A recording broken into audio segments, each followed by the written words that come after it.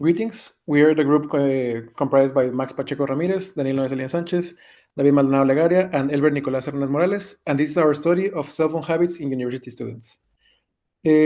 Our study focuses on the habits and patterns of university students around their usage of their mobile device. We sampled 50 undergraduate students from the Tec de Monterrey through a Google Form survey to find insights about the usage between gender and age, the time of the day that they use the device, and their hours of sleep and productivity.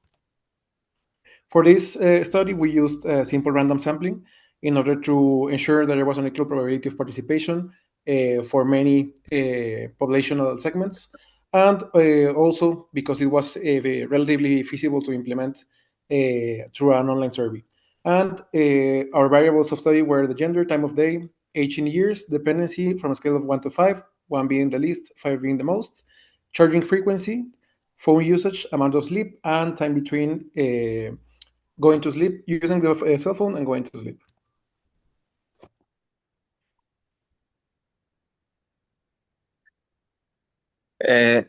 Our key statistics were age is found to be around 22 years. The phone usage was around 6 hours per day. Dependency was on or perception level of perception of dependency was on 3.44, and the others variables are not relevant because we didn't find relations relevant for this study. So the insights is that women use cell phone more than men. We found that there is a little more hours per day, 6 versus 5. There's also a low dependency users that appear to have the highest screen at time, but this is an outlier because there was one person that used more the cell phone, like 10 hours, and he appeared to, or he perceived himself as low dependency. The next insight is that phone usage is less in the morning. People use more in the afternoon and in the night.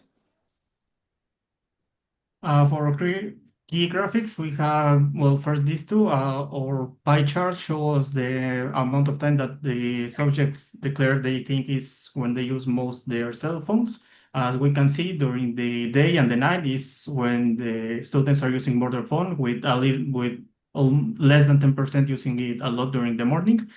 We can see our box plot of the daily phone usage, where we can observe that mentioned outlier of 10 hours that really can skip our values on the other direction, and on average every user has the 6 hours of usage for their device.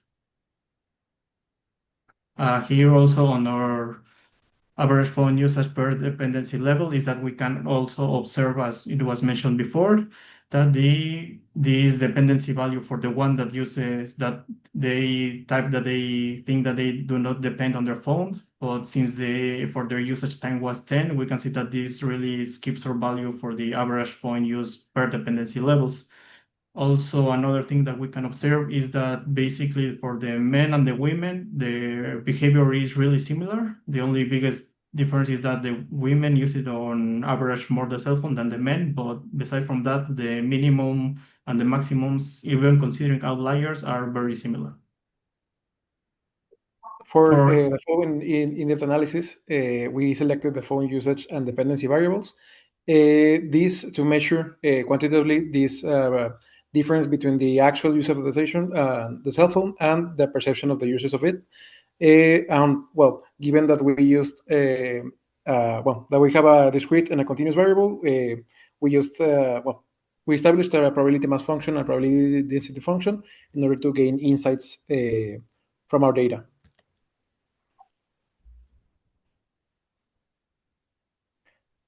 For the phone usage part, we used a normal distribution fit, which had an expected value or a mean around 6 and a variance of 2.65.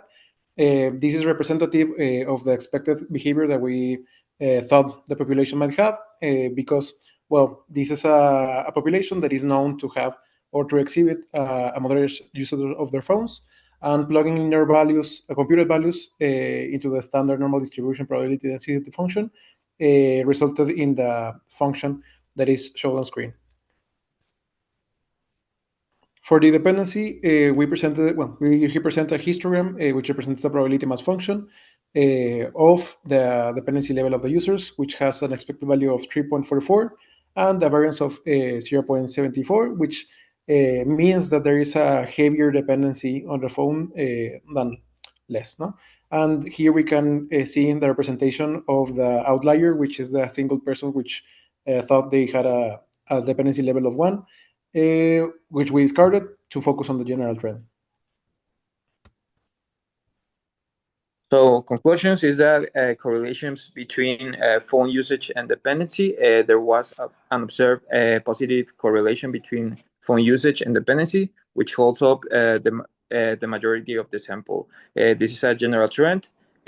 Also, we have that variables are not truly random because the outcomes are strongly influenced by underlying factors, namely people's genuine feelings of dependency, because people won't say that they feel that they are perceived like very dependent or not too dependent. Phone usage and phone dependency seems to be statistically dependent, is that individuals who report a higher level on dependency seems to be also the ones that have higher hours of usage of the phone. So these are our conclusions, and thank you very much. We're open to questions. Thank you so much.